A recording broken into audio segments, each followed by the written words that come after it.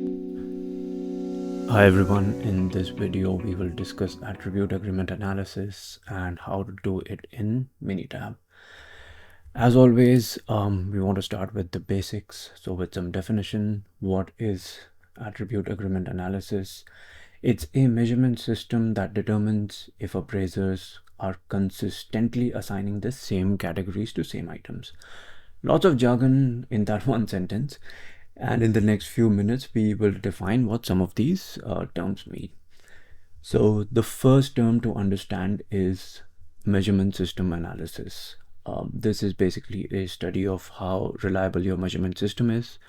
Organizations measure and track things all the time, so it behooves them to know if their measurement system is working well or not.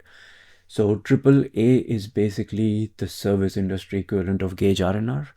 So organizations measure a lot of things. What can you use attribute agreement analysis for?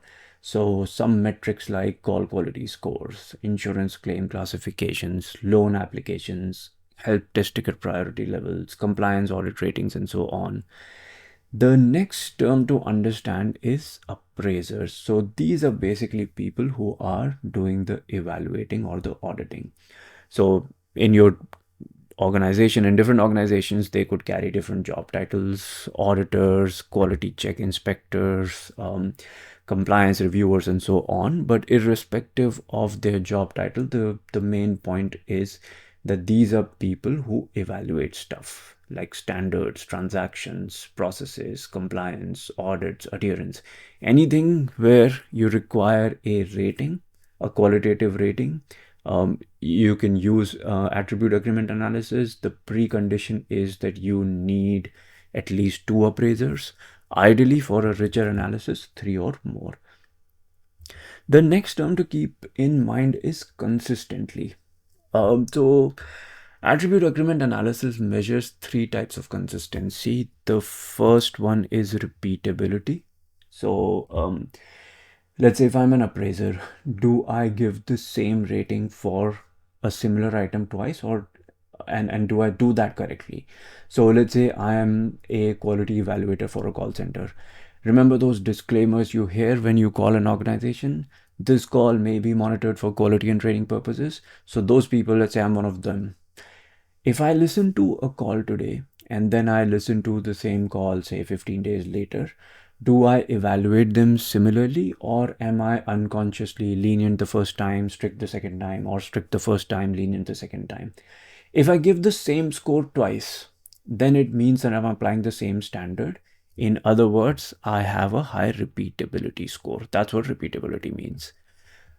Then there is reproducibility. So let's say to continue with the same example, let's say there's a colleague of mine. If she evaluates the same 2 calls, is she going to give the same scores as me, or is she going to have a different scores? If, for example, if we have a high degree of agreement, my colleague and I, then the measurement system can be said to have a high reproducibility score, right? And in the context of call centers and QAs, if a call center representatives or employees score depends on which auditor is reviewing their calls, then that's a reproducibility problem, and it's unfair to the agent, and it reflects poorly on the measurement system itself. The last thing is accuracy.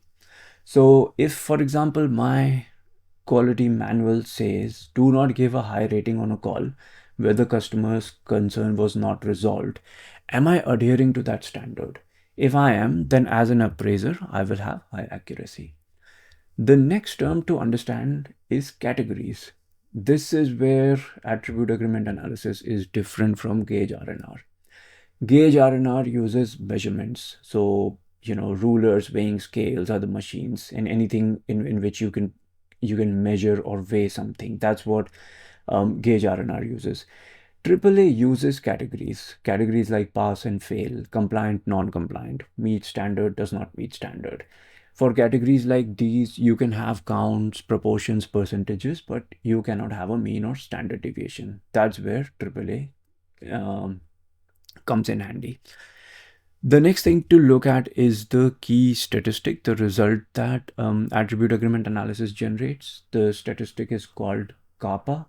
And there are some industry standards about what good kappa is. So anything above 0.9 is considered excellent agreement between appraisers. Between 0.7 to 0.9 is also considered good. 0.5 to 0.7 is moderate, which means it requires improvement.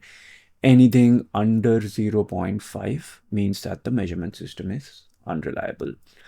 Now let's quickly look at the null and alternative hypothesis. So the null hypothesis is that the agreement between appraisers is due to chance. Basically, kappa value is 0.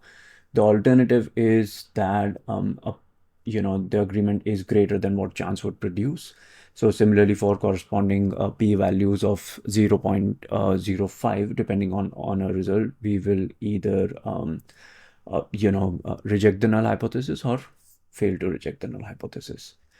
So now let's look at a couple of scenarios where attribute agreement analysis could be used. This is the one that a call center example is what we would be using for our data. So here we have a scenario where there are 3 QA auditors, Alice, Bob, and Carol. The attribute categories they use to classify calls are either the call is compliant or it's non-compliant. The call center's management team wants to know if their QAs are aligned in how they classify calls. And this, by the way, is a very, very common problem, very common concern. It's something I've worked on multiple times in my career, both as a QA and as a Lean Six Sigma practitioner. The next example from a different industry, say, would be if, say, a hospital has 3 doctors and the hospital's management wants to ensure that the doctors are consistent in their patient fall risk classification. So low risk, medium risk, high risk. Are they consistently applying these standards?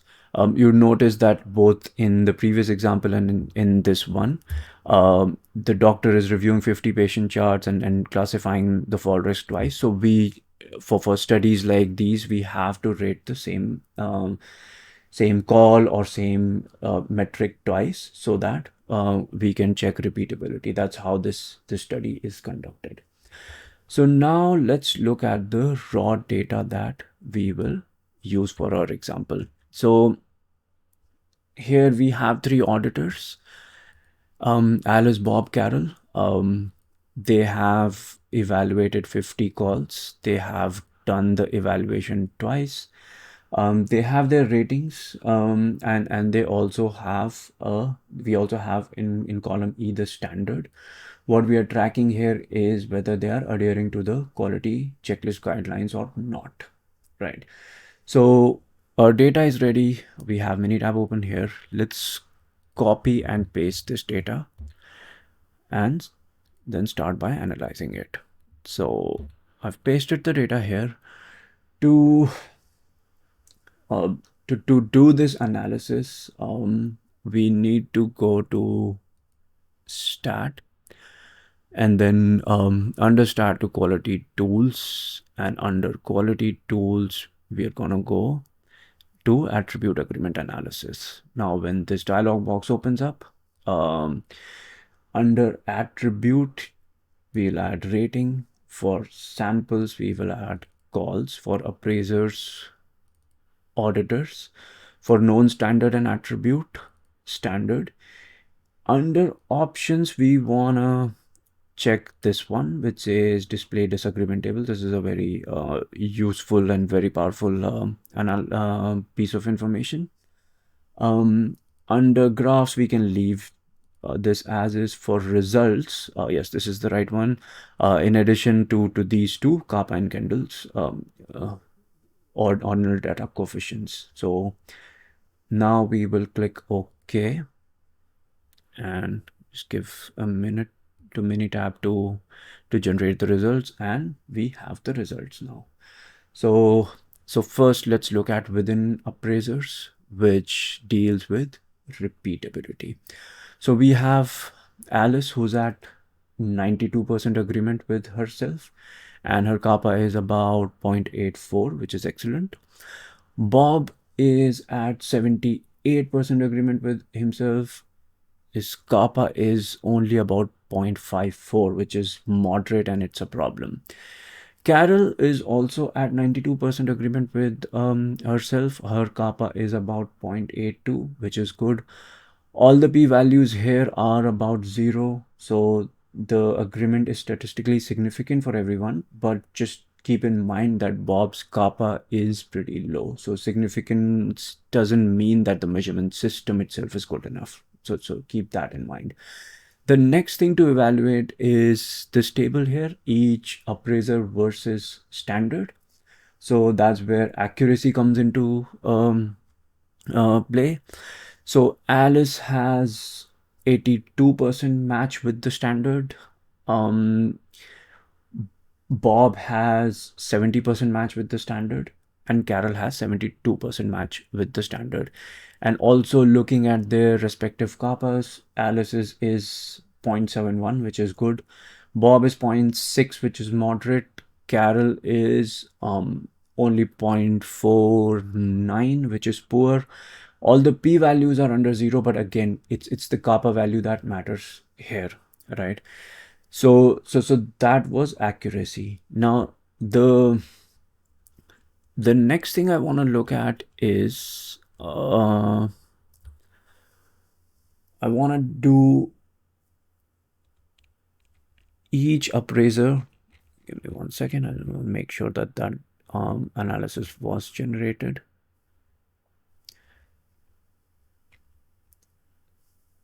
So let's discuss this one first, which is the assessment disagreement table. This is actually in my opinion, the most insightful part of the analysis. This table shows only the disagreement. So basically those calls where something went wrong, meaning that um, where the appraisers, Alice, Bob and Carol, they got it right on both. If they got it right on both trials, then those are not included here. This one shows only the disagreements. So let's look at, say, Carol first, right? So Carol has 3 times where she was non-compliant when she should have been compliant. So 3 calls, she rated too harshly. 7 calls where she was too lenient, meaning that where she should where she was compliant when she should have been non-compliant, right? And there were 4 calls where her trials did not match, right? So if you want to give some feedback to Carol, you would refer to this 7 number here. This is what confirms that she is letting bad calls pass. For Bob rated 2 calls very harshly. Basically, he rated them as non-compliant when they should have been compliant. Um, two, but his for Bob, the number to look at is 11. So 11 were mixed, meaning that on 11 out of 50 calls, he gave a different answer each time he listened. That's Bob's repeatability problem, right? And then if we look at Alice is 3 times, she's too harsh, 2 times too lenient, 4 are mixed. So small numbers across the board.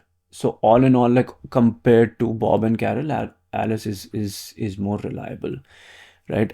Next thing I want to look at is between appraisers. This is what you would call reproducibility.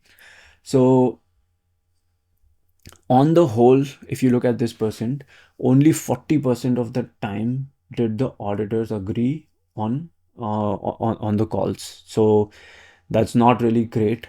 And if you look at the kappa value here, it's 0.41, which is very poor. Remember that anything under 0.5 means that the measurement system cannot be trusted. So this definitely, as a measurement system, this is failing, right? We also want to look lastly at all appraisers versus standard. So basically the same 40% here. We have kappa value of 0.6, which is moderate, but it's also below the 0.7 threshold that most organizations would prefer. Now also we want to look at, so the summary is basically just a summary of the table here.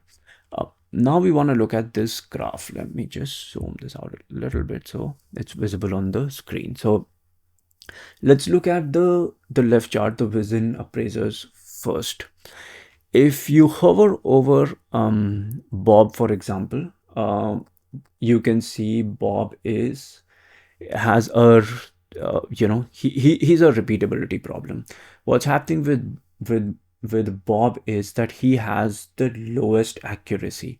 So in terms of accuracy, he's only 70%, but that's because he's inconsistent. He can't even agree with himself, right? Carol is a little bit more interesting because she's highly consistent with herself. She's at 92% in the within appraiser category, but compared to the standard, she's only 72%. What this means is that she's basically consistently applying the wrong standard. She's letting non-compliant calls pass as compliant calls, which is a massive problem.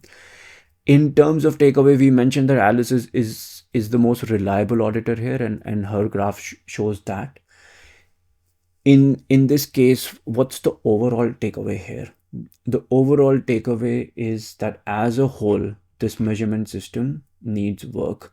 Bob has, as we saw here, Bob has the lowest repeatability in the within appraiser chart. You can see that it's only about 78%. He needs to stop second guessing himself. That's the takeaway for him. His accuracy also suffers because of this, so that's why he's only at 70% here. Carol is okay-ish, but she needs a thorough recalibration on what non-compliance is. The only one who's doing okay-ish here is Alice. She's more or less, maybe that's what the call center management needs to do. They need Alice to share her best practices with Bob and Carol. So in situations like these, when your measurement system is not working, after the first study, what you would do is have a calibration session where auditors will listen to the same calls together, discuss their ratings, and address why there's a difference in how they rate calls. And then after, say, a month or so, you would want to rerun this analysis to see if the kappa values have changed or not. If they still haven't, then of course you have a bigger problem, but usually this becomes a good starting point to see whether your measurement system is performing well or not. I hope you enjoyed this video. Thank you for watching.